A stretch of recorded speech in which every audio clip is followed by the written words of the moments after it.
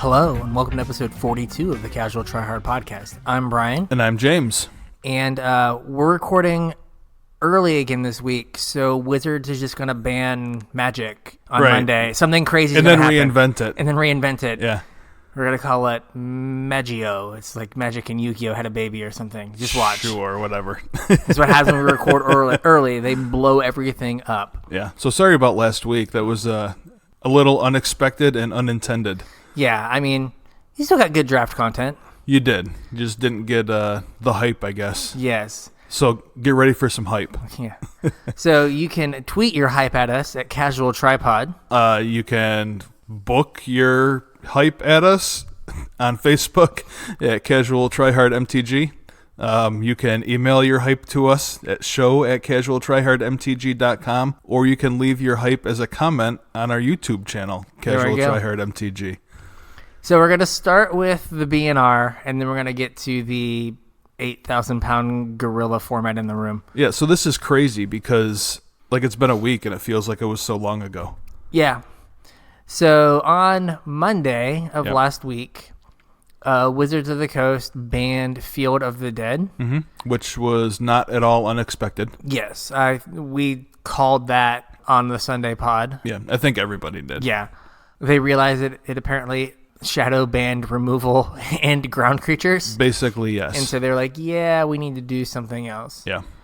And we're not quite to our other prediction of $100 Okos. We're almost. But I spent $55 a pop on Okos last night in a fit of rage as I lost to Okos over and over again. And I was like, why am I not playing Oko? Sorry, buddy. This just seems to be the thing that everyone does. Yeah. I should just be doing this. So now we're in an Oko Goose format. We absolutely are. This is basically a tier 0 deck, right? Yeah, you have to have a really good reason to not play Goose, Oko, Paradise Druid, Once Upon a Time, Wicked Wolf. Yeah, we were just before the podcast, we were building different lists and looking through different stuff, and basically all these decks are just the core of those 5 cards. Yeah. And then you get to decorate the other the spots around it with whatever you want. Yep. Most people have gone Nissa Krasis. Mm-hmm. And then you've got 8 flex spots, which may be in a different color. Mm-hmm. So basically, this format right now is devolved into being very consistent on turn 1 turn 1 Goose, right? Turn 2 Oko. Yeah. So you can keep a hand that is missing an untapped green source or Goose. Mm-hmm. But a Once Upon a Time, and you have 5 looks at the piece you're missing. Yeah. And then you can just Oko. So, real quick aside, just this morning I was on Reddit, and a grinder had posted up on Reddit about he was keeping track of his own data. Okay. For just this past week. And he had, in Mythic, he had 100 and something games this week that he himself played. Okay. He doesn't get out much. I guess not. But yeah, it was since the field ban, games that he logged himself. I don't have the numbers in front of me because I wasn't, it's just one data point. I wasn't going to, talk about it on the podcast, but since you brought it up, he had 80, I think. 80 of his 100 and something games were against Oko decks. 60 of those 80 games had a turn 2 Oko. Yeah. And almost every one of those turn 2 Oko games had a turn 0 or a turn 0 Once Upon a Time to find the missing piece. Yeah. So it's kind of insane. That leads the format to have a lot of really repetitive game states. Yeah. Which is something I've been complaining about. It's the same game over and over again. Yeah. And it's the same snowball-y game. Yeah. Where you just don't have any way to catch up. Yeah. So that is where we are right now. I think it's. I think we were looking at. I was playing against a Sultai list that seems to have gotten popularized somewhere, but I can't find an the actual list. At least I'm finding Sultai lists, but not not the cards I was playing against. Right. But Sultai might be the way to go, where you keep your Goose Oko package, but now you have Vraska. Murderous Rider, Noxious Grasp. And those are all hard answers to a turn 2 Oko. Yeah. They get some value, but you are just able to they make a food, you Noxious Grasp their Oko. Right, and they just spent their whole turn making a food. Right. A 3-mana food is not great. And then Vraska, you just like down tick, kill their thing. Still have a Vraska. Yeah. So they may have ended up with a 3/3 out of the deal, which sucks, but at least you've answered the Oko, and the game's not going to just be about that Oko forever. Right. There is a cute interaction with Oko and Vraska. Yeah, make a food, sack it, draw a card, gain a life. Yeah, I was getting buried by that. I was like, oh, this is great. Yeah, that's also like 4 loyalty, right? 2 on Oko, 2 on Vraska. Something like that. Vraska Yeah. just a +1. I remember. I think it's a +2. Yeah, I think it's a +2. Because she got up to 8 real fast, and I was like, oh man. Yeah, so it's 4 loyalty, draw a card, gain a life. Yeah, and in the late game, like where maybe 3/3s aren't a 3/3 every other turn isn't great. Right. Just like getting a card and digging to your Krasis or whatever. Exactly, to like refill. Yeah. So that is where things are.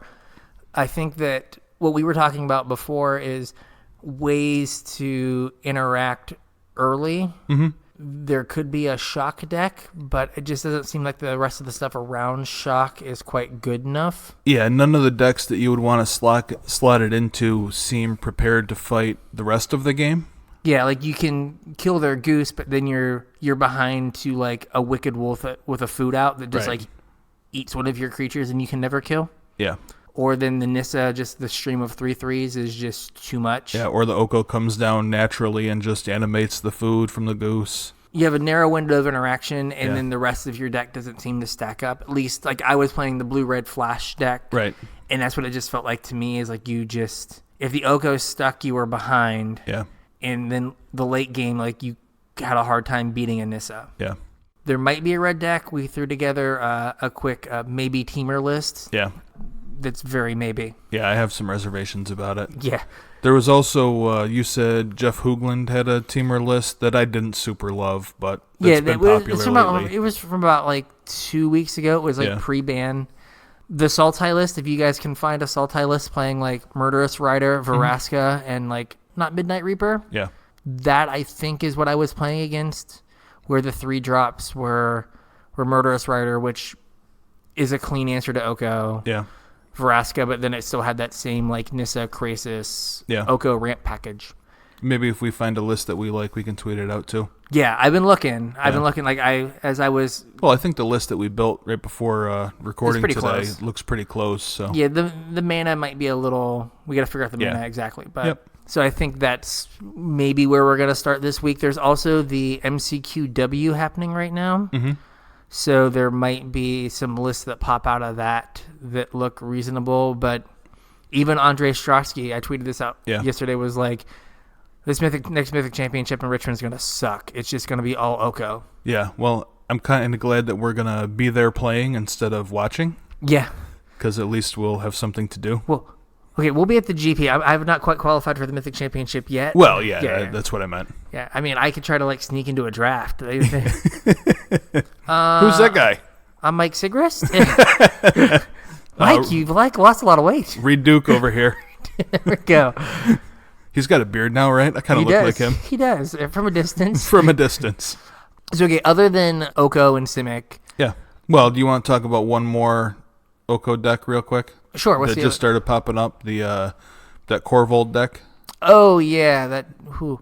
Yeah, this is a spicy meatball.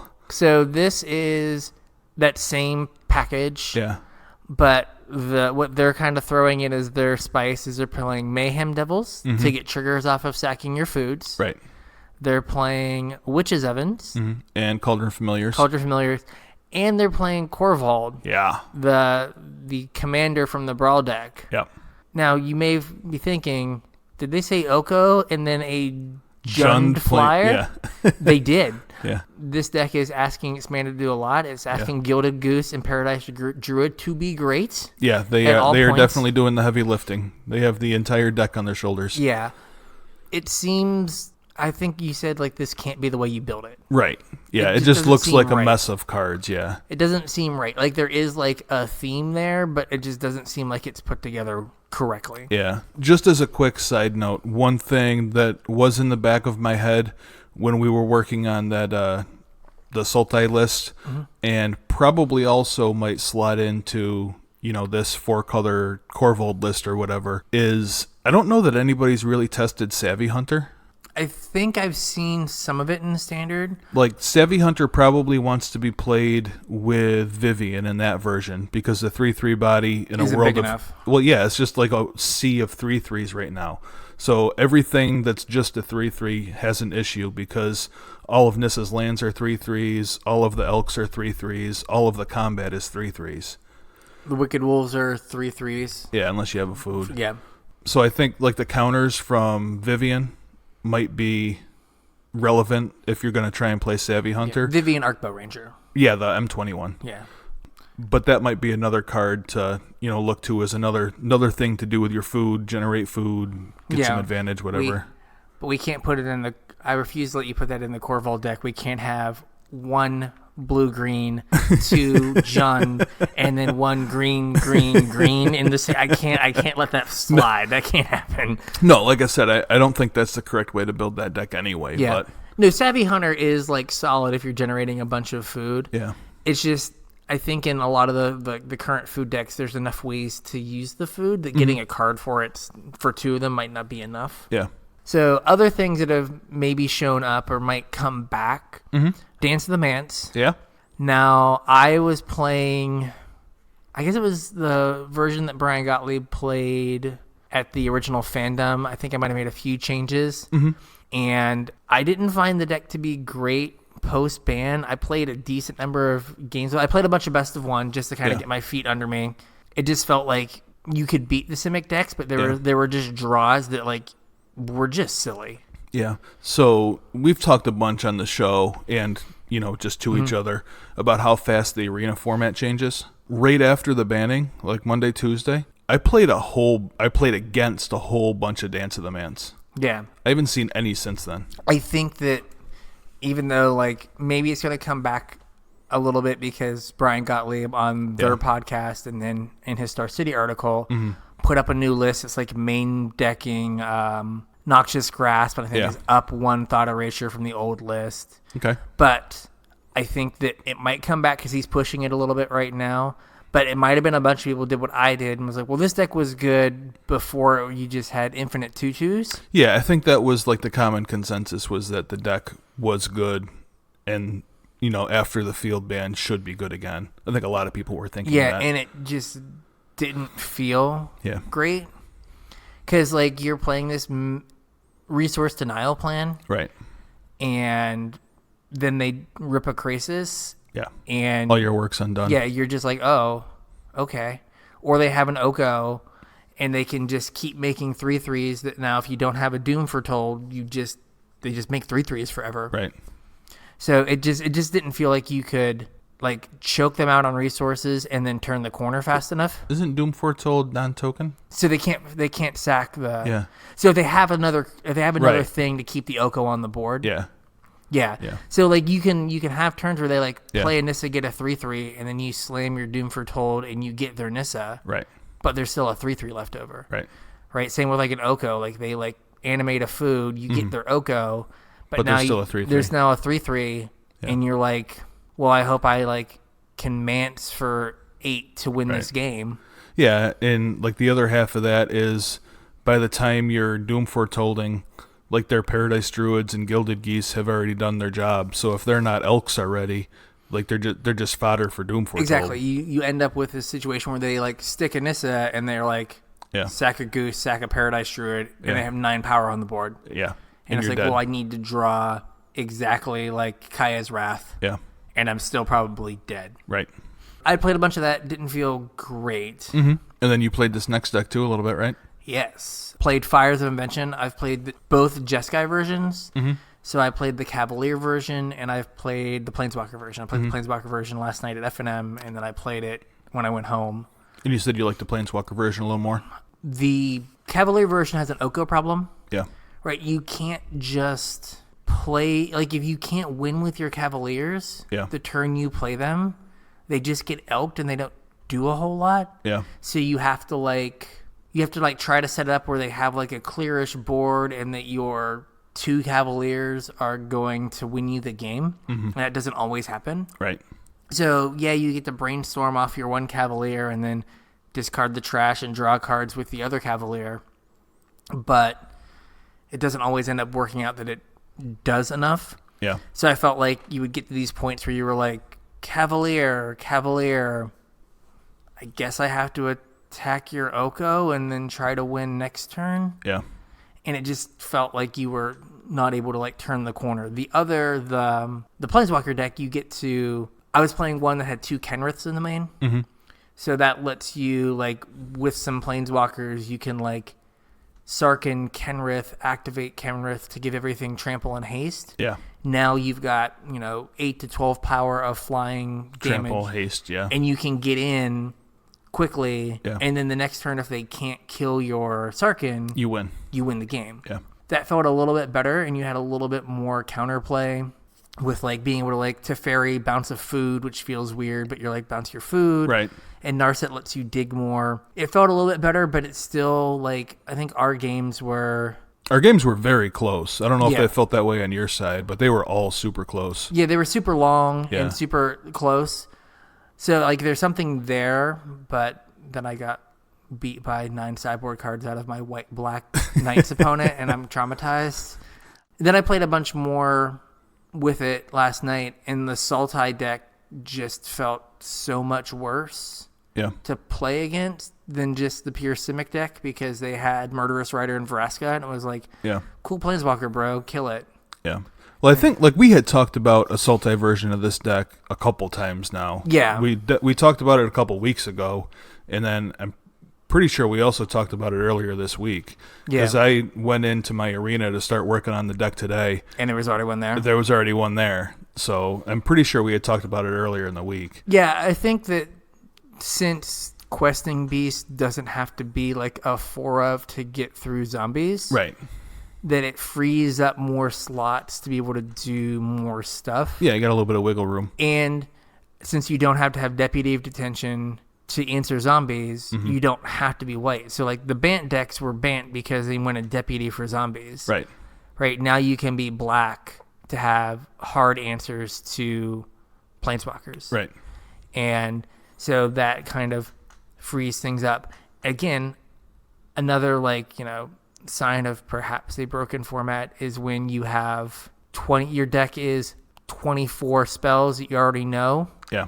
And you can change 8 to 10 spells to fix whatever ails you. Yeah.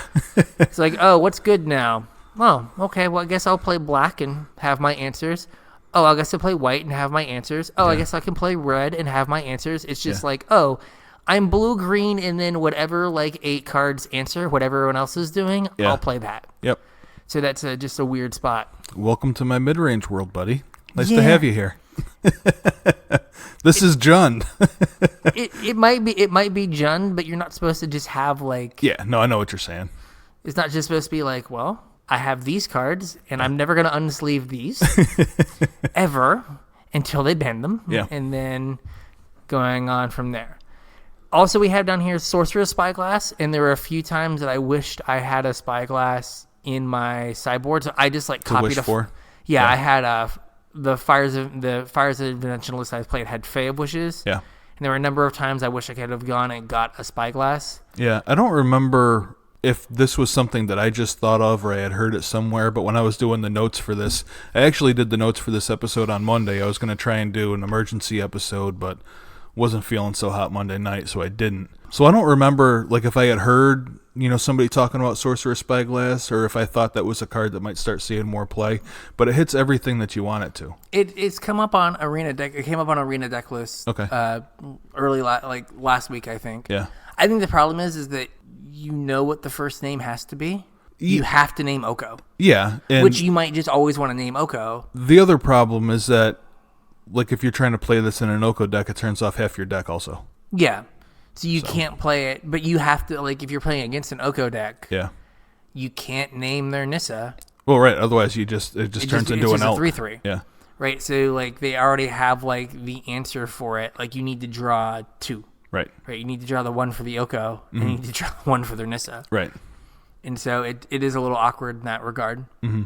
Now, the thing that you guys might be here for, maybe, is so we just talked more about Standard in the last 20 minutes than anybody has for an entire week combined. Yeah, Standard has disappeared. Yeah. This is a Pioneer world. It sure is. So, Pioneer, strangely, also an Oko world. Yeah. Very shortly after the BNR announcement, like within an hour or so, it might have even been less than that, Wizards announced that they are giving us a brand new format, just in case anybody doesn't know. It's called Pioneer. It's going to be just like Modern. It's non-rotating, except that instead of going all the way back to 8th edition, it only goes back to Return to Ravnica. Yeah. So it's the RTR block, M14, Theros, M15, up till now. With 5 banned cards. Yep, they're starting the banned list with 5 cards. They are the 5 fetch lands.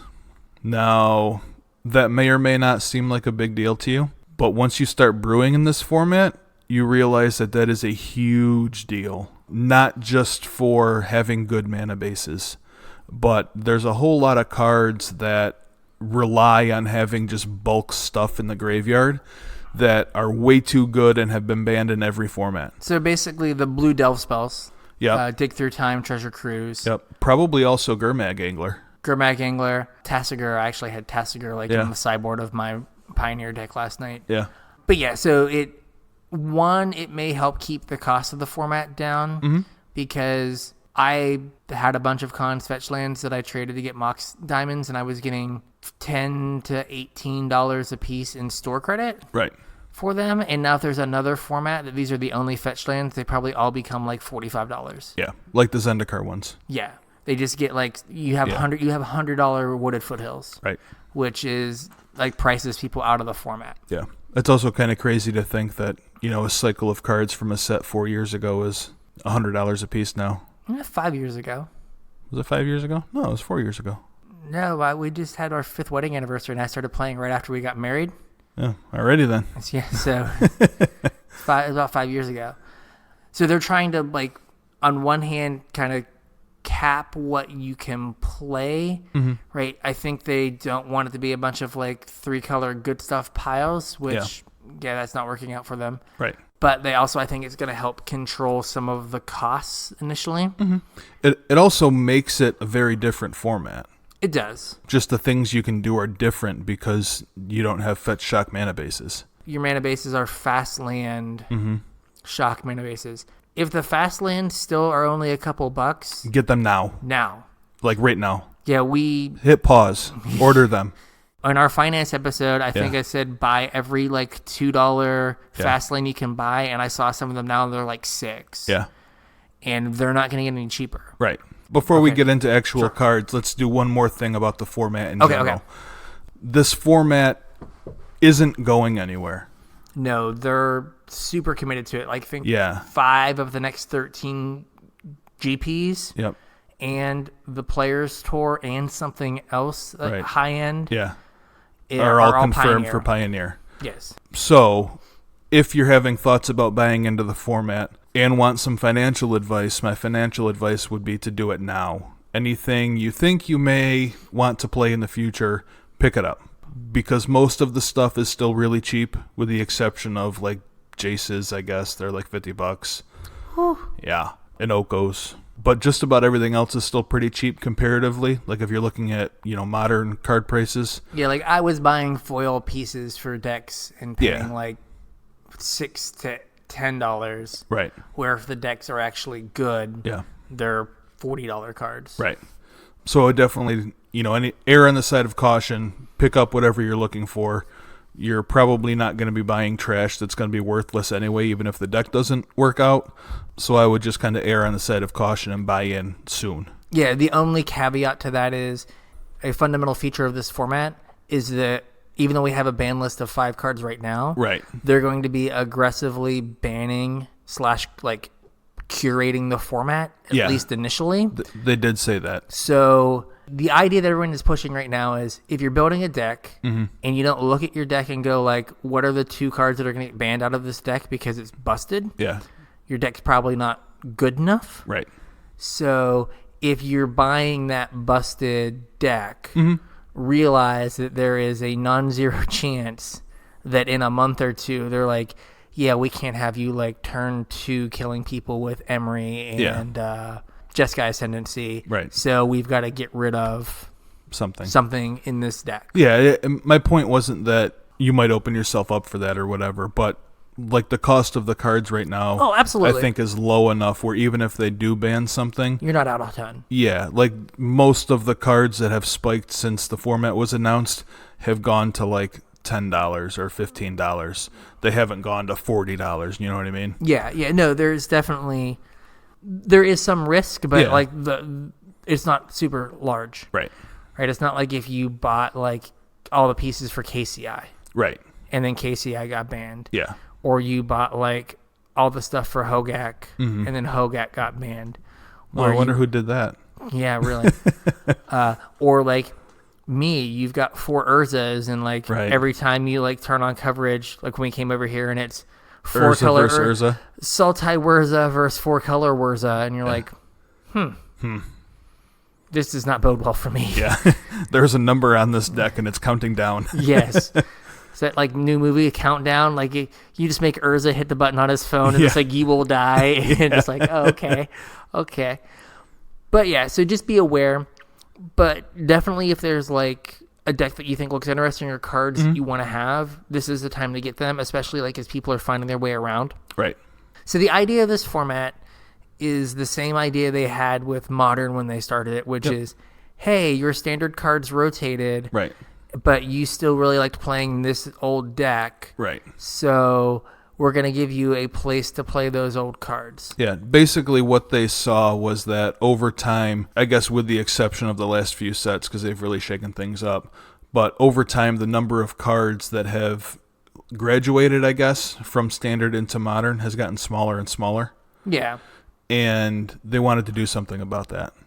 Because because modern has been around for so long, the power level is so high, it really takes something special to break into the format. And I think that's where they wanted Pioneer to come in. Was you can play, your rally deck, or you can play your black-red aggro deck, or you can play your Kethis deck, or whatever your favorite standard deck has been over the last few years. You can play it in Frontier. You can kind of play the best version of it because you have extra pieces, better mana, whatever. Yeah, exactly. It's interesting. Everyone is super hyped for it. Like it's all that like Twitter and Magic content is Pioneer stuff. Yeah. So the first day I came home and Todd Anderson was streaming Pioneer on Magic Online, and he streamed it for like 14 hours. Oh God. And then the next day, and then the next day. I think his stream was up almost nonstop with Pioneer this entire week. So you mentioned a very interesting point that you kind of buried the lead there. Okay. You said on Magic Online. Oh, yeah. So in a mind-boggling decision that makes sense to no one with brain cells. Well, not nobody, but keep going and I'll get back to it. Wizards has decided, has come out and said, we are not going to be putting Pioneer on Arena. Correct. So many of you, like your host Brian here, may have never played Magic Online before. Yeah, I have a Magic Online account. It is empty. Yeah. And so it puts a barrier to entry into people being able to play this format digitally. Yeah. Like at your house. Right. And it's frustrating because like we had Historic, which don't forget, we announced Historic a month ago. There are no Historic queues right now on Arena. Right. And that format is now like been relegated to the dustbin of history. Yeah. Because no one's ever going to play it. No, why would you when you can play Pioneer? And so we have this Pioneer format that is just a Magic Online and paper format. That's because nobody was playing Magic Online. Everyone was playing Arena. Yeah, I know. So why are you going to go put it on Arena when you can put it on Magic Online and have people buy their collections twice? I guess. I mean, that is like the reason. Yeah. I guess is to like give Magic Online a more of a reason to exist. To exist, yeah. It also forces, this is a point that I just thought of, it also kind of forces you to play Standard on Magic Online also. Because if more of your Standard relevant cards are going to be relevant in Pioneer, like there's more of an incentive to play Standard on Magic Online also. Like most people are playing Standard on Arena right now. Yeah. almost nobody's playing Standard on Magic Online. If you go back, a year or whatever and look at Arclight Phoenix. Arclight Phoenix was over $100 on Magic Online because nobody was playing Standard on Magic Online. It's not that no one was playing Standard. It's the drafts. Well, yeah. So the drafting on Magic Online is how cards get into the economy to then be bought and sold. Mm. The problem with that is how does everyone get their cards on Magic Online now? No one owns cards anymore. Oh, that's true. They're just doing the rental services. Yeah, and they all crashed, right? I don't think they all crashed. Yeah, there was like the first 2 days, I believe, Mana Traders was just down. There's Mana Traders, there's Card Hoarder. Yeah. There's a few companies that basically you get a subscription. Yeah. And then you can go to their like Magic Online bots and say like, hey, trade me this deck. Yeah. You've paid someone $50 and you get to have the deck for a week or whatever. A week or something. Which, wholly unsustainable. Like, really, you've got $50 to just like rent a deck? Yeah. Well, that's not exactly how it works. Most of them you pay a subscription fee to, like a monthly fee. Mm-hmm. And then you can have it's like a library. You can have one deck out at a time and you get a certain number of change your deck. Okay. Like I can ship this deck back and get a different one. Depending on your subscription level is how many times you get to change your deck within that time period. So a lot of people aren't buying cards on Magic Online or needing to open packs because they're just going to these rental services. Right. So on Pro Points, they were talking about that the Magic Online economy is kind of super broken right now. Yeah. Because you have the cards that are super desirable, like Oko, that are like $85. Yeah. And then there's nothing else worth more than $1. Yeah. Because the only people that want them are the card trading, the card rental services. Yeah. So anyway. That makes sense. So Pioneer, Magic Online and paper, they're pushing it. They want it to be their format. Mm-hmm. It looks like it's going to be fun. It looks like it's going to be a place for you to try the best version of your old deck from Standard. Yeah, it looks super sweet. I do have one caveat. Okay. I am trying very hard to not pay attention to Pioneer right now. Just so we can focus on Richmond, which I said that and I did throw together a deck last night just in case we were playing that format and I did buy foils for a deck. What does the mana look like for Pioneer? The mana, because it's not symmetrical, right? Yeah, we were trying to talk about this before. So you've got all of your shock and check lands for all the colors. Right. But then you have your fast lands from Kaladesh are the enemy colors. We also have the pain lands. Enemy pain lands. So the enemy mana bases right now are much better than the allied mana bases. Right, the allied mana bases get the fetchable, or they were fetchable. Zendikar lands that once you have 2 basics. Right, they come into play untapped.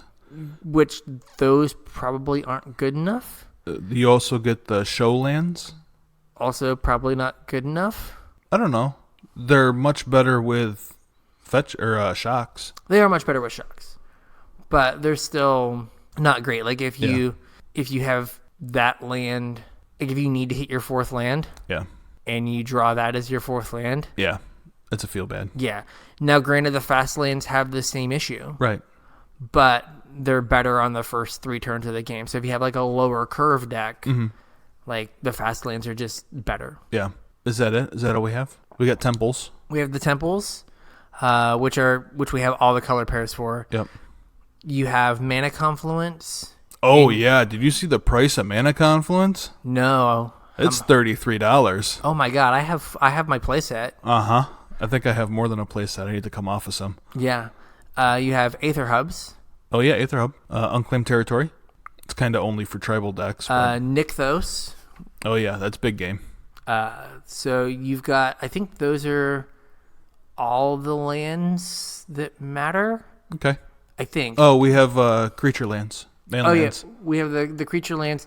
But again, we have the enemy-colored creature lands. And Mutavault. Yep. Yeah, we're in a weird spot, mana-wise. It has been weird. They have printed, a ton of enemy-colored lands in all of these sets.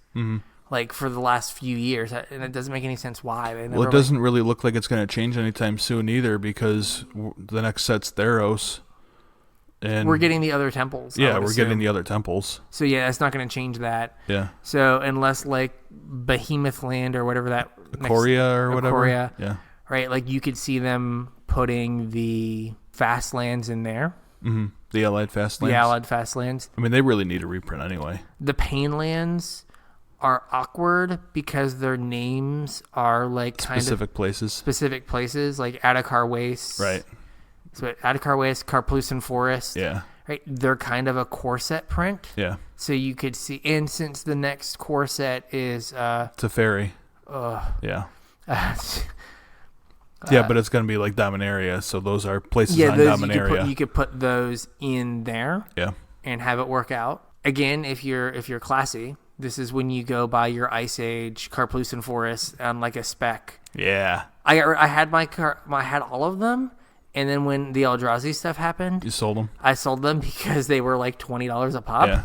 And I was like, I paid $5 for this Adakar Waste. I think I've got Brushlands, Sulphurous Springs, Underground Rivers. Yeah, I think I have Underground Rivers and Sulphurous Springs. Yeah. But A+ classy good time. You should like spend the extra like $2 to get the Sulphurous Springs with the devil in like the like... Hot tub? Yeah, that's absolutely. That's like A+. Yeah. So the mana is like... It's odd. It's definitely skewed to the enemy colors, so it makes the wedges from cons a lot better. Right. So, something to keep in mind. Yep, when you're brewing. Yes.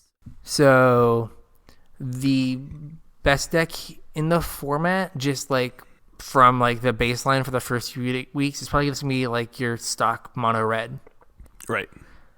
So what does the mono red deck have? Some of my favorite cards from years past. Okay. We get Bomat Courier, which is great. Stoke the Flames, which probably a lot of current players don't remember. It's 2 red, 4 damage to any target, but it has Convoke. Yeah, so you can tap your creatures. Tricks from a bygone era is with Goblin Rabblemaster. Yep. Right, so Rabblemaster at the beginning of combat makes a creature that has to attack. Yeah, but it's oddly templated. Like now they say tapped and attacking. Rabblemaster did not put the creature in tapped and attacking. It just put the creature in and then it had to attack. It's the Legion Warboss templating where it makes the token and then it has to attack. Oh, yeah. Legion Warboss is templated the same way. Okay. So what you can do is like if you're going to run your 1/1 into a 2/2, you can just use that 1/1 that you made to convoke, right, to pay the mana cost of your Stoke the Flames. You can also use the Summoning Sick Rabblemaster to pay for Stoke the Flames. Yes. Yep. You have Monastery Swiftspear, so you have like... Yep. You have 3 really strong red 1-drops. You have Bomat Courier, Swiftspear, Soulscar Mage. I guess 4, because Fervent Champion's probably pretty close in this format. Yeah. You also get Baby Zergo. Oh, yeah, the 2-mana 2/2 with dash for 1 in the red? Yep. So you have a lot of really good 1-drops. Well, it's a 1... It dashes for 1 red. I thought it dashed for 1 red. Or is it just 1 red? I think it's just a 1-drop. Yeah, I think it's a 1-drop 2/2. But I thought does it dash for 1? Or is it dash for 1? I don't know. Anyway. Yeah. Zergo. So you have a bunch of good 1-drops. Yeah. And then you have Eidolon of the Great Revel. Mm-hmm. Theros. The red 2/2 that deals 2 damage to anyone who casts a spell CMC 3 or less. Yep. If you want to go like super deep, right, you have Earthshaker Kenra as another 2-drop. Oh yeah, I forgot about Kenra. So right, you can go like that card was sweet. Crazy 1-drop into punishing 2-drop or hasty 2-drop into Rabblemaster or Chain Whirler. Mm-hmm. And then you get Shock, Lightning Strike, Light Up the Stage, Skewer the Critics. You also get Hazoret if you want to go a little bit more mid-range. You get Chandra Torch of Defiance. Mm-hmm. And we also get the land that was banned. Ramunap Ruins. Ramunap Ruins, yep. You have like this whole package of really strong red cards. Very strong. That like I think if you are building a deck and like you don't just like kill someone on turn 4, the red deck is going to kill you on turn 4. Or before, Yeah. So you have to be mindful that like that is a clock on the format. Right. So then the control decks, the tools that they get are pretty strong. Yeah. You get Supreme Verdict, Sphinx's Revelation. Yep. Treasure Cruise, Dig Through Time, Pick a Teferi. Yeah. Both of them. And Search for Escanta. Oh, yeah. Search is big game. You have a lot of good draw spells. You have Glimmer of Genius.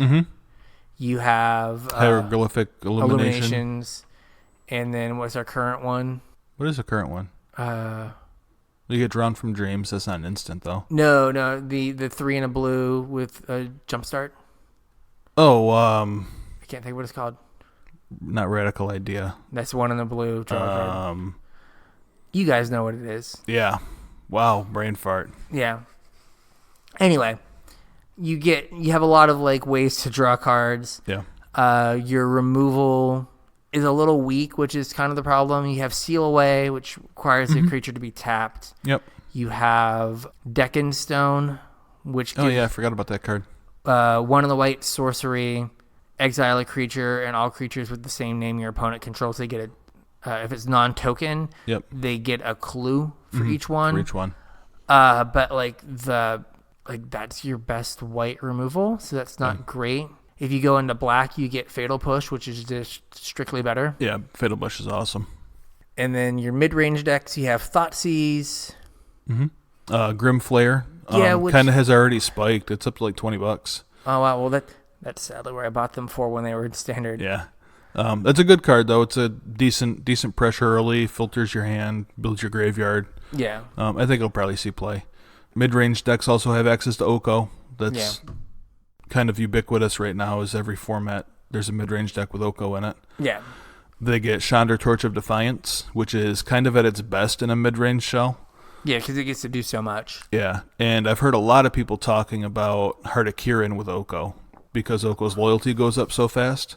Yeah. Like, it's really no big deal to burn it on a heart. And it's super easy. Like, it's a good way to protect an Oko as well. Yeah. It's also like a reasonable curve. Like, if you don't get your turn 2 Oko, you turn 1, Thoughtseize, turn 2 Heart, turn 3 Oko, swing 4, still have Heart up to protect Oko. Make a food, have your Oko at 5, plus have a blocker, and your Oko can just kill their Heart. Right. Make it a 3/3.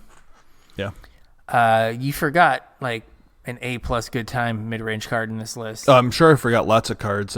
Gideon, ally of Zendikar is legal. Yeah, that card's great. Like, that card is ridiculous. Yeah. I guess if we're talking about Gideon, ally of Zendikar, we have to talk about a couple other cards from that area also. We get Elspeth. Yeah, we get Elspeth. Like 6-mana Elspeth is probably the best Elspeth. Probably. And we also get the Siege Rhinoceros. Yes, Siege Rhino. Yep. I've seen some Abzan decks kicking around. I think the problem right now for especially control and to a lesser extent mid-range is what do your answers have to be? That's the problem with building mid-range and control early in a format is you don't know what you have to target. Yeah, you might be like, I want to play blue-white control and play all the Teferis, but you don't know like what removal suite you need and what answers you need because you just don't know what the format is. So you might show up with a bunch of Stealaways, but everyone's playing stuff that has Vigilance. Right. And then you've got 4 cards that don't do anything. One more card that mid-range decks also get that I don't know how relevant it's going to be until we see more of what the format looks like, but they get Glorybringer too. They do. The card's great. It is very good. Like, I'm trying to think if there's not been a card that good, like not from like Khan's block forward that I could think of that was like, there was that kind of like enter the battlefield kill a thing at that cost. I mean, the Gear Hulks, the Black Gear Hulk was there, but also like didn't do see anything. Any play. It's just a better clock too. Yeah. So I started playing again at like M15. Yeah. So there's like, I have a hole like in my knowledge from RTR to like Theros. Yeah. So like, cause I had played like right at the end of like the Theros block. Oh no, I guess I played through Theros because it was Theros and so I played at the end of RTR. Yeah. That's when I started. Yeah. So like I kind of have a hole and like, what are the like really good cards in that era, but going forward, I don't think there was anything that was like enter the battlefield, kill a thing. Yeah, like Glorybringer. Well, Wicked Wolf. Wicked Wolf, fair. Yeah, Fair. Chupacabra. In green. Why in green? Like we were talking about how mid-range decks and control decks kind of have to target something when you're building them. And we did kind of just gloss over Thoughtseize. Thougtseize is going to be really important for this format, I think, just in general. Yeah, Thoughtseize was, I think, easily the best card in its standard format. Yeah, 100%. By miles. Yeah. Being able to, turn one, take their 2-drop or their 1-drop, and know exactly how you need to, sequence your plays and line up your stuff to deal with what they have in their hand. It may help control some of the degenerate stuff that we're going to talk about here in a second. Yeah. Yeah. That's going to be one of the cards that kind of glues the format together. And Black I think so right now has the best removal in the format. Right, between Fatal Push, even though it's a sorcery, you have Dreadbore. Yeah. You have Hero's Downfall. Yep. You have Murderous Rider. You have probably Vraska's Contempt's probably not playable because it's 4 mana. Cast Down. Yeah. You have this collection of cheap, efficient removal. Yeah. The problem is unlike Jund in Modern, where you go Thoughtseize, play Tarmogoyf. Right. You don't have you don't have the Tarma Hammer. Yeah, Thoughtseize into Grimflayer is not quite the same. Yeah. Especially when you're not filling your yard with lands from fetch lands. Yeah, so you have a sorcery in your yard. Yeah. And a 2/2. Yep. Good luck with that. Yeah. Right. So you don't have Lily to kind of keep them off of resources. Yep. Right. You don't have that same. Yeah, it's gonna make it a little awkward. Yeah. So is the stuff around? What is the deck around Thoughtseize going to look like? Right. Got to figure that out. Yeah. There's probably also some sort of tempo deck. I don't really think there's too many people working on it right now. There's a lot of other cool things to be doing. But just like currently in Standard, you have a core of Brazen Borrower and Bone Crusher Giant, which I think are both very good cards. The format also has Arclight Phoenix and a whole bunch of support for that. You also have Thing in the Ice. Yeah, we have Thing in the Ice and Young Pyromancer. Yep. People have talked about that can't possibly be good, but Young Pyromancer plus Risen Reef. Yeah. Every time you cast a spell, you make it elemental, you trigger Risen Reef. Yeah, that's a thing. You might be dead on turn 4. It turns all of your spells into cantrips. Yeah. You might be dead on turn 4, but hey, maybe you got to live the dream. There's also some other decks that you may remember from bygone standards. There are kind of energy mid-rangey shells. Yeah, energy's weird because it has the mid-range side, then it has kind of the combo-y side. Yeah, I don't know what to think of the energy decks going forward though, because energy is never going to get any better. Yeah, it's always going to be exactly as powerful as it is right now. Yes. So I don't know where that leaves it in this format. Whether it's, might be good for 3 months and then something's printed and it's never good again. Yeah. I don't know. But things I was watching a video where someone was playing against Bobby. That card just is a self-contained that card's great. Card. Right? It's not you need other energy cards. It just does it all itself. Bobby is a glint sleeve siphoner. Yeah. It's a Bob for energy, so it's Bob E. So you have those. You have I saw people playing heroic decks. So you have the old heroic decks. Trying to think if there's anything else. I was oh yeah, that deck. I saw Rally getting played a little bit. Yeah. A lot of the decks that if you had a deck that you enjoyed from 3 years ago, there's a chance that you can sleeve it up and play it for a limited time only, perhaps. Yeah, I saw somebody playing Golos Field of the Dead. Yeah, no, I saw some tweets where people were 5-0'd the league with Golos Field. It's oh, well, that's lovely. Yep. Now we get to where this format's real pressure point. Yeah. And that are the combo decks. This is Brian's bread and butter. Oh yeah, we have some stuff going on here. So first, Marvel. Yep. So energy is only as good as it's ever going to be. Except for Marvel. Which is going to be as good as whatever the best thing is at any given point. So the current 3 best things to marvel into are Emrakul the Promised End, Ulamog the Ceaseless Hunger, and Ugin. Yeah, I forgot about Ugin. Ugin's legal. Yeah. I only have 3, and I think they're probably like $900 now because like they were expensive before. Ugin's brother is probably pretty good to marvel into also. I don't know like what that deck looks like. Big Bolus? Yeah. I think the upside of Ugin and Emrakul is you stand a non-zero chance of casting them. Right. Because I think the Marvel deck is probably base blue-green because it needs a tune, and then like again, like a card I'm going to mention a lot, Emery is going to help you find your Marvel, find your Woodweaver's puzzle knots. Oh, also rebuys a puzzle knots. Rebuys stuff. Yeah. So I think it's like base blue-green. Yeah, could be. So it's going to make like you're never going to cast like the 7 mana Bolus. Yeah. But so you have like that whole Marvel shell where you're so Woodweaver's puzzle knot is 2 for an artifact that comes in and gives you 3 life and 3 energy, or 2 life and 3 energy, something like that. And then you can sack it and gain life, the same amount of life and energy again. Yep. So like the curve was puzzle knot, sack puzzle knot, play Marvel, Spin activate Marvel on turn 4, and then your goal was to just hit giant thing and win the game. Yeah, either Ulamog or Emrakul. The deck will be more consistent because it just has more ways to smooth out the straws. Its mana is going to be better. Yep. It is going to have, again, the ways to make energy are the ways to make energy. Yeah, they're never going to change. So if like Puzzle Knot and Rogue Refiner aren't good enough, the deck's not good enough. It doesn't matter what you can hit. Well, I mean, kind of, sort of. Marvel does make its own energy when things go to the graveyard, right? It does.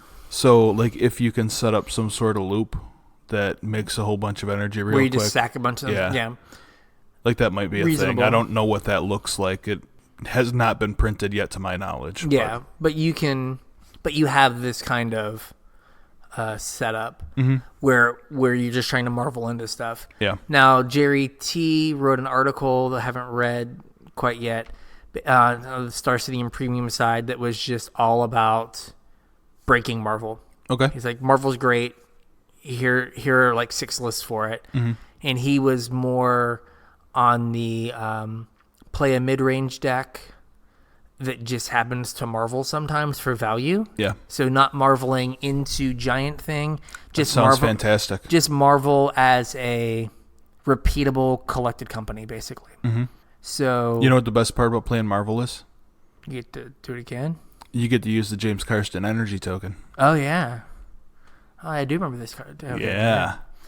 That Glint Sleeve Siphoner list just had like value Marvels in it. Glint Sleeve is probably the best Bobby legal, right? Or the best Bob legal. Yes. So like the card was great. Yeah. So but you have like Glint Sleeve Siphoner, Rogue Refiner, and then Marvel. So like you could curve into. If you're Simic, right? Or if you're Sultai, I mean. Yeah, but you can like thought see someone, Bob Oko, or Bob Rogue Refiner. Yeah. And now you're set up that if you like if you have your Marvel, you have the energy for it. Right. And you've drawn 2 extra cards at that point. And you just see what happens. Man. So that's one thing. Yep. Something that people I think are doing wrong, but that's all right, is Godfarrow's Gift. Okay. Is the next kind of combo-y card. Yeah, it's a very similar deck to Marvel in terms of play patterns, what the deck is trying to do. Yeah. So if you don't remember, Godfarrow's Gift is a 7 mana enchantment that says at the beginning... It's an artifact, sorry. At the beginning of your attack step, you can exile a creature from your graveyard and put it onto the battlefield. Oh, sorry, you exile a creature and make a token copy of it that is a 4/4. Right. And it gets haste. Yep. Until the end of turn, you can attack. Yeah, and there's another artifact that lets you... Gate to the Afterlife. Yeah, if you have a certain number of creatures in your graveyard, you can tutor it up. 7. So I think it's 3 mana to play the gate, 1 mana or 2 tap, sack it if you have 7 I think it's the other way around. Is it 2 then 3? 2 mana then 3. Maybe. And so that card, whenever a creature dies, you get to loot and you gain a life. So it keeps you alive. It lets you put creatures in your graveyard to fuel it, and then you go get Godfarrow's Gift. So there are a few things to do with this. So there's a few different builds. So there's that build where you're on maybe 2 God-Pharaoh's Gifts and 4 Gate to the Afterlives. Okay. Then there are the lists that are maybe more of a mid-range game, but you're playing refurbish, so 3 and a white, return target artifact from your graveyard to the battlefield. Yeah, so those decks are usually looking to self-mill and then refurbish one out of the graveyard. Yeah. With hopefully something big. While the blue-green deck, the blue-red version is trying to do a combination of self-mill plus like looting and rummaging to get to the same point. But you're not trying to refurbish it. Right. You're trying to just use Gate to the Afterlife. Mm-hmm. So the question is, okay, first, what do you get back? Right. The thing that was best to get back when it was in Standard was Angel Invention. Mm-hmm. So it's a 5 mana to 3 white for a 2/1. That when it came into play, it fabricated 2. So it either put 2 +1/+1 counters on itself, or it made 2 1/1s, and it also had flying and lifelink. So and it was a lord. It gave everything +1/+1. Yeah. So you would play Angel Invention. You could, if you needed the life, you made it a 4/4. You put the 2 counters on it. You hit them for 6, and you have a 6 mana flying vigilance lifelinker. Yeah, 12-point life swing's pretty good. And if you still needed life, but you wanted some blockers, you could make it a 4/4, make 2 2/2s, and attack that way. Right. So that's one thing to do. But then you have to ask yourself, is a 6 mana flying vigilance lifelink good enough? I don't know. Is it? I don't know. Or you can just not give your opponent another turn. Yeah. Which I'm not giving my opponent another turn. So there are currently 3 cards in this format that say, after this creature attacks for the first time this turn, untap it, take another attack step, or something to that ilk. So there is Combat Celebrant. Which is the one that saw some play like when this deck was Standard legal. Yeah, it's a 4/1 that if you exert it, you take another attack step. So if you have 2 of them, it exerts and it says untap all your creatures, take another attack step. So if you have 2, you just take infinite attack steps. If they can't kill a 4/4, they lose the game on the spot. Yeah, and you get 2 because you get another untap. So you get another trigger for God-Pharaoh's Gift. Yeah, so you do it the first time, you exert it, you get the other one. The first one's tapped from being exerted. You attack, it untaps the original one, and you loop it.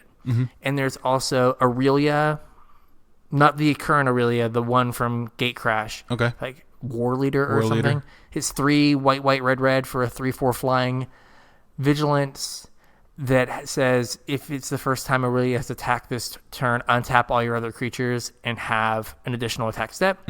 So Aurelia plus a Combat Celebrant does the same thing. Does pretty much the same thing. Yep. And then there's the Lightning something. It's the energy one. It's a 2/2 double strike. Yeah, that one's bad. That if you have 8 energy, you get to do another attack step, making a 4/4 double striker A+. So you can. Does it make its own energy? When it enters, or maybe when it attacks, it makes 2. But you can basically set up situations where you can just never, like if you get your God-Pharaoh's Gift on turn 4, you just never give them a turn back. Yeah. And you just attack for like 40. Yep. So that's going to be the approach you're going to take to that deck? Yes. Yeah, it seems reasonable. The other thing that you can get back that you couldn't get back previously is Zapolta. The 4/8 flying indestructible double strike vigilance dinosaur. Yeah, that's pretty good. It needs life. It needed lifelink. Like it had lifelink, so you could like stabilize yourself by gaining life against like a red deck. So like what you get back, I think, is very much determined by what the format looks like. Yeah. If there's a bunch of red decks and like gaining 6 just doesn't win you the game that turn, but wins you the game. Right. You can bring back Angel of Invention. If like it's a bunch of like mid-range decks and you can just like stick a 4/4 that they're not going to be able to deal with and just never pass them back the turn. Yeah. You can do that. So it just kind of depends. So there's that, and then there's like the refurbished list, like I said, that are looking to play like an actual game of Magic, and then refurbish back their God-Pharaoh's Gift for value. There was also like the refurbished lists also were in the original standard that this was in, and they were doing the Combat Celebrate thing as well. Right. Then we have Copycat. Yeah, I would guess that this is one of the early looks to get banned out of the format. Yeah. I don't think this is a deck that they want to have hanging around. Maybe I should get rid of my Saheeli. They probably just banned Felidar Guardian again, right? Probably. But yeah, this deck was around. It was a Kaladesh blocked deck. Like both halves of the combo were in Kaladesh. It's Saheeli Rai and Felidar Guardian, and you just go infinite. It's basically Splinter Twin. Yeah, so Felidar Guardian is a 3 and a white for a 1/4. Yep. So when it comes into play, you blink a permanent. Yep. And Saheeli can make a copy of a permanent. So you, Saheeli, make a copy of the Guardian. Guardian blinks Saheeli. Saheeli makes a copy of the Guardian. Guardian blinks Saheeli. Yeah, and you make infinite cats. Yep. So one reason they might ban Felidar Guardian is they even admitted that it was templated incorrectly. Yeah. Like they wanted to have space for flavor text or something. Right. So originally they had templated it where they had laundry listed what you could blink. Yeah. And they hadn't included planeswalkers. Right. And to free up space, so they said, can't you just make it permanent? And someone was like, yeah, sure, that's fine. Yeah, whatever. And it can't possibly go wrong. Yeah, and then that broke it. Yeah. So it might be a situation where they just have to be like, you know what? We screwed this card up. Mm-hmm. We're just not going to have it in the format. But basically, you can play this deck a few different ways, too. Mm-hmm. You can play it kind of like it's almost like a Jeskai control list. Yep. You could also play it as like a green toolboxy list. Yeah, which is what the original deck was, using like Oath of Nissa to fix your mana. So, yeah, this deck is probably is what everyone kind of thinks is like the best deck. One of the best decks. I think these next three are all pretty high in contention for best deck. Yeah. I think that right now, like the list that you're seeing, I think this is kind of like when they have like a new standard format. Yeah. And everyone just goes like, hey, I'm going to do my cool thing. Leave me alone. Or I'm going to do the thing I want to do. Maybe. Right? So I've not seen a ton of like Saheeli lists and stuff like that. It might just be that they're like, I want to play Heroic. And it's like, yeah, well, Heroic's not good enough. Yeah. But that's what you want to play right now, so play it. Yeah. We should get some data for this format soon, so. Yeah. I mean, I don't know when isn't there like a Pioneer like MCQ or I guess PTQ like this weekend or next weekend? I just assumed that they were going to give us the 5.0 list. The 5.0 list. Those are going to come soon too. Next up is Jeskai Ascendancy. Mm-hmm. This is also a deck that existed in Standard. Not the version I watched today. Okay, well let's talk about the version you watched today. So, this is it's a Pleasant Kenobi list, but it's legit good. Okay. Okay, I have to put that caveat out there. No Cat Jesus? No Cat Jesus. He's not legal here. Ascendancy, so it's blue, white, red for an enchantment. Whenever you cast a non-creature spell, you untap your creatures, and they get +1/+1, plus you get to draw a card and discard a card. Right. Like the first part wasn't enough. Yeah. This deck was playing Sylvan Awakening. Okay, I have not seen this list. Oh. 2 and a green, turn all your lands into 2/2s. Oh, that's gross. If you have 1 mana up after you cast your Sylvan Awakening, you just get to make 4 mana every time you cast a spell. Yeah. And all your lands become bigger. Wow. And it's playing Retraction Helix. Yeah, that was in the original list. So Retraction Helix is blue. Target creature gets tap. Return target permanent, non-land permanent to its owner's hand. So you can like tap all your lands, play Ascendancy, have like a Sylvan Caryatid or something up, play a 1 mana spell, untap all your lands. Yeah. Then play like Retraction Helix. Well, tap all your lands, play Retraction Helix. And then just every time you cast a spell, you bounce one of their creatures or permanents, untap all your lands. Make your guy bigger. And they get huge. Yeah. Dig you for something else to do. Yeah, it was playing Dig Through Time and Treasure Cruise. Okay. Because you put enough cards in your graveyard through looting. Yeah. That you just get to... Makes sense. Yeah, do the thing. There might be the tokens version again. I don't know what the other version that people were playing were. That was the Sylvan Awakening list was the first one I saw. Yeah, I had only seen... I'm trying to go off of my memory based on what I remember from Standard. This deck was from like when I had just gotten back into Magic. Oh, the standard deck was Ascendancy, like Raise the Alarm. It was a tokens deck. Okay. It went wide. It played Stoke the Flames. Yeah. And you were just trying to get some tokens out and then cast a couple spells and go through them. Okay. I guess it also has Monastery Mentor. Yeah. as like your other like ridiculous 3-drop. Like that just kind of powers itself. But now you have Opt, right, and Anticipate. Turbo it. Well, you had Anticipate then. Yeah, you have Opt, Anticipate, Shock. Yeah. So you have all these cheap spells, and then you just... Oh, did you have Pyromancer then too? No. Oh. So you have Pyromancer, Ascendancy, Monastery Mentor.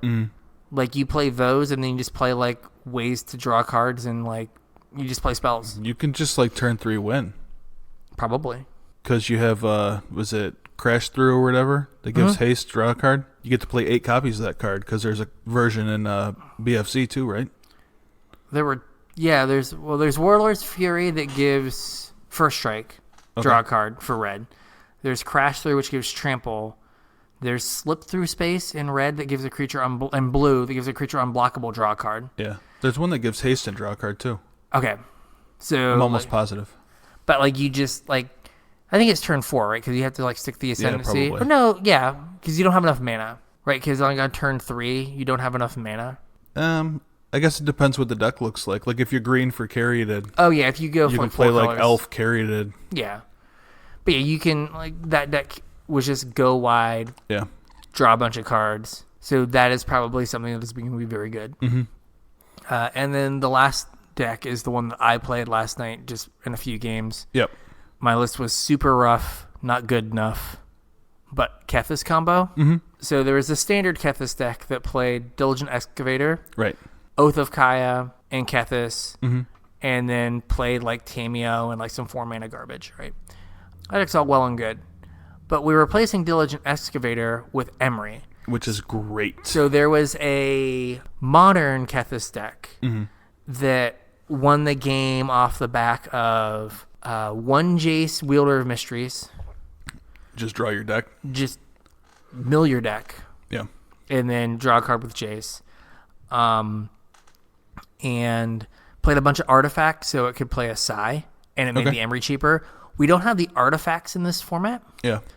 But we definitely have Kethis and Emery and Jace. So last night on turn 4 or 5, my opponent tapped out and I said, "You're dead." And he was like, "What?" And I was like, "Play a Mox Amber, get a blue, cast a 1-mana Emery, have another Emery, just start looping Emerys and milling myself for 4 each for one mana." Yeah. And there are enough legendary cards in this set or in this format that it's really hard to miss. Yeah. The thing that's missing from the modern deck is there are way more legendary lands in modern. Yeah. Right? Like, really, the castles should have been legendary They should in have this been. format. It is kind of weird that they're not. Yeah. Actual specific plays. You can have 2 of them. Thanks, Valakut. This makes no sense. But, so, you're missing the lands, but I was able to have, like, all but, like, 6 or 7 cards in my spells in my deck be non-legendary. The Hope of Giriper is kind of big game. Makes Makes this version better than the standard version. Yeah, so Hope of Giriper is a 1-mana legendary artifact that is a 1/1. Yep. And when you attack with it, if you deal damage, you can sack it, and your opponent can't cast non-creature spells to your next turn. Right.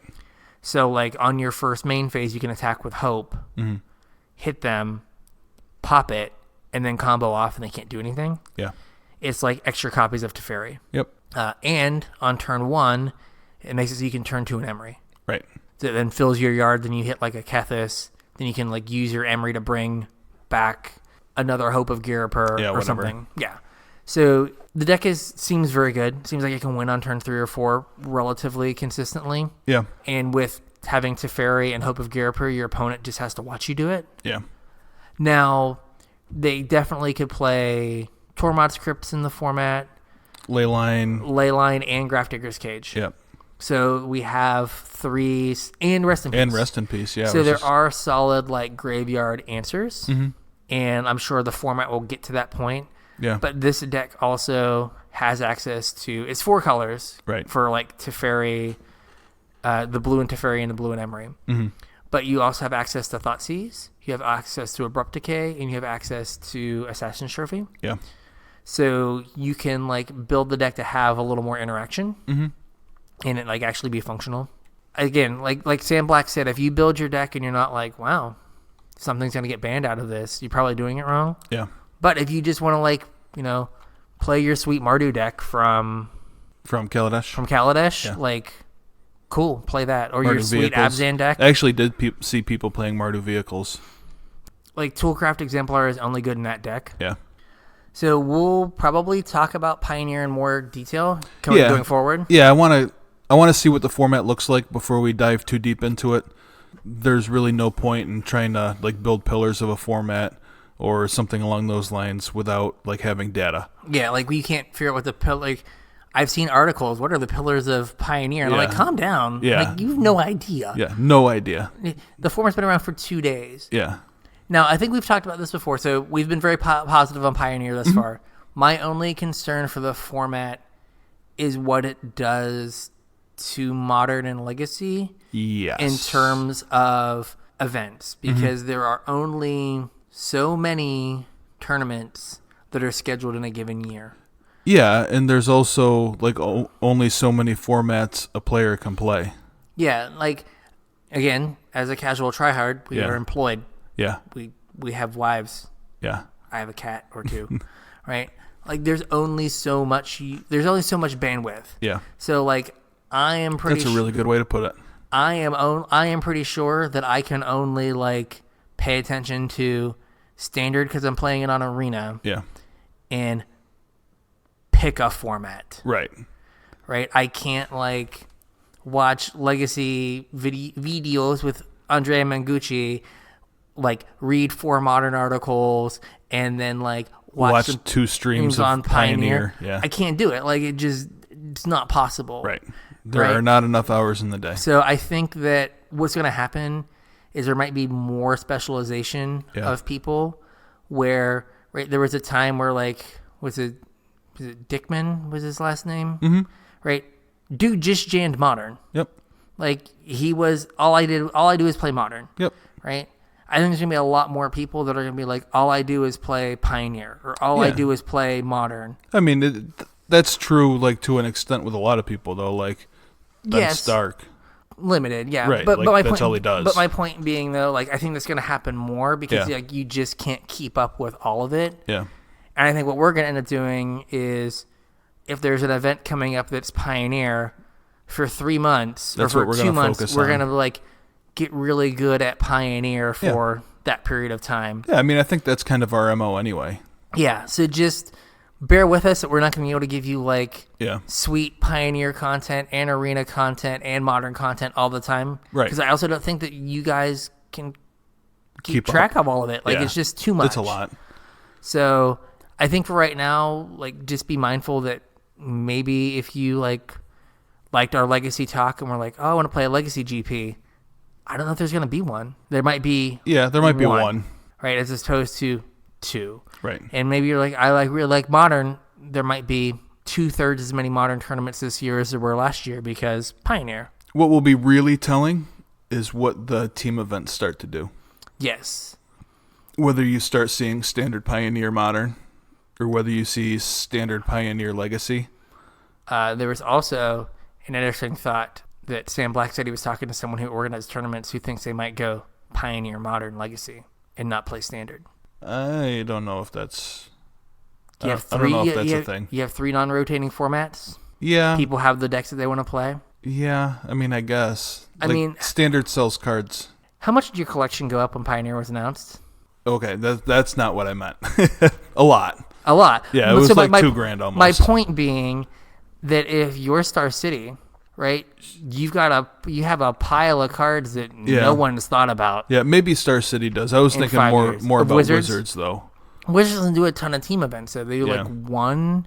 Yeah. Right? Star City, there's a bunch of them. So if you're Star City, that's true. You want to move $8 Corsair of Crew fixes. They're $8? I don't know what they are, but right. You want to move your Corsair of Crew fixes that you were paying people a quarter for when they were selling all their bulk rotated stuff, and now you're going to get $4 or $5 for it? Yeah. That's the dream. Right. Oh, speaking of finance, you can go deep on Twitter and try to figure out who spec'd on everything before the format was announced. Oh, yeah, let's not get into this now. Yes, it's fun times. Yeah, this is a whole nother thing.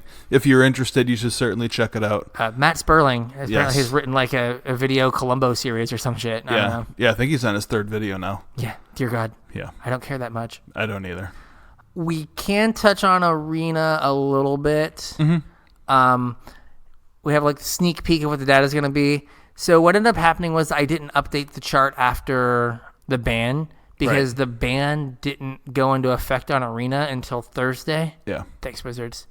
So like there was still a lot of... Another reason I played a lot of Best of One was, hey, I want to see if this deck's good against not Golos. Right.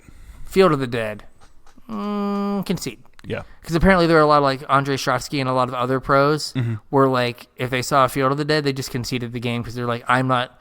Like in High Mythic, they're like, well, I'm not going to get anything out of testing this for the MCQ. I mean, it makes sense. So I'm just out. Yeah. But for us, the decks that kind of matter. So the no Golos ramp. So basically that's like Simic, Bant, kind of the food kind of things. Because it's kind of hard to tell. Yeah. Was about 20% of the metagame. Okay. And then we had like Gruul aggro. I think just because that was something that did well at the MCQ. Or not even at the Mythic Championship. Yep. And then some off-meta stuff that I think was relatively consistent. Let me see here. Boop. I know I ran into a bunch of mono black, like towards the end of the week. Yeah, so I had like last night I had 2 of the Sultai food decks in the like off-meta stuff, and that's when I started seeing it yesterday. So somewhere Sultai food became a thing, and I've just got to figure out where that deck list is. But... for the most part, it was a lot of Oko. And I think people just trying to find what they're going to play against a lot of Oko. Yeah. This week, we'll clean up the list a little bit. We'll get like Simic food. I guess we should say another deck that people think is good against Bant is Selesnya Adventures. Oh, yeah, I have heard that. That is definitely not a James deck, so I can't speak for it. But. Edgewall Innkeeper...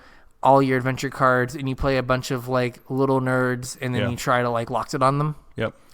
But all your little nerds have draw a card stapled on them because of Edgewall Innkeeper. Yep. I think your deck is probably fine when you draw Edgewall Innkeeper, and probably god awful when you don't. I would imagine so. Yeah. And if a response to that deck is like more people playing Jeskai Fires, like you can't beat 4 main deck Deafening Clarions ever. Yeah. And then, like, if you somehow have your Loxodon left over, they have time wipes. Right. Like, you just can never beat this combination of cards. Right. But you can beat, like, a 3/3 that an Oko makes because you go around it. And you can beat, like, a Wicked Wolf sometimes because you go around it. Yep. But for the most part, I think that deck's going to be only as good as, like, Jeskai Fires lets it be. And Jeskai Fires, the Planeswalker version was, like, 9%. Of it, and I don't have any of the Cavalier on here. So, all right. Yeah, so I think next week we'll clean it up a little bit, but we are seeing lots of Simic right now. Yep. And, like, I don't think I saw any dance. I get, like, 5% dance, or hardly any dance. That might have been the couple lists that I saw earlier in the week. Yeah. Yeah, and I haven't played against Esper Dance in, like, the last 2 or 3 days of, like, actual, like, best of 3 play. Yeah, I haven't either. So, yeah. So with that, I think that's everything. Yeah, make sure you get us your data. Yeah, we're going to work on that, so. If no one else will give us standard information, we will provide standard information to the world. That's right. That's right. Everyone will be like, ooh, look at my Pioneer deck. And we're going to be like, look, we're just trying to like day 2 this GP. That's all we're trying to do here. So I would be super stoked if we both day 2 just this GP. I would be too. It'd be good. Thus I bought Okos. I was going to suggest that, but I know $200 for a deck to play a couple times isn't. I mean, I feel like Oko is just going to be like... ubiquitous in every format? Yeah, like I feel like I want Okos in Kethis. Yeah. Oh, cool Graph Digger's Cage. So the real reason just came out. Oh, yeah. That's why you bought the Okos. I could more justify it. Yeah. When like it's played in all formats. Well, I mean, you play Urza in Modern, and it in plays that deck 4 now. Okos. Yeah, it's just like, fine. Yeah. I guess I will take the plunge. Yeah. Send foil Okos too. Sure. So with that, I think we're good here. I think so too. So tweet us your cool standard decks. If you find something out, direct message us so you don't have to tell the world if you don't want to, and we can absolutely, that is certainly a thing. We'll work on this Sultai list, and maybe I'll kick around this Teamer list to see if it's anything. Yeah, I think the Sultai list is probably where it is. Yeah, but we'll work on that, and maybe we'll get something out later this week. Okay, sounds like a plan. And so, Casual Tripod for all your sweet deck lists. Yep. Casual Tryhard MTG if you want to shoot them over on Facebook, or if you wanted to email us and not tell anybody ever, it's show@casualtryhardmtg.com. And this has happened a few times, but if you want to send us a deck list, if you think you have something that's partway there. Yeah. I will certainly look at it and make some criticisms. Yeah. Constructive, but... Always, yeah.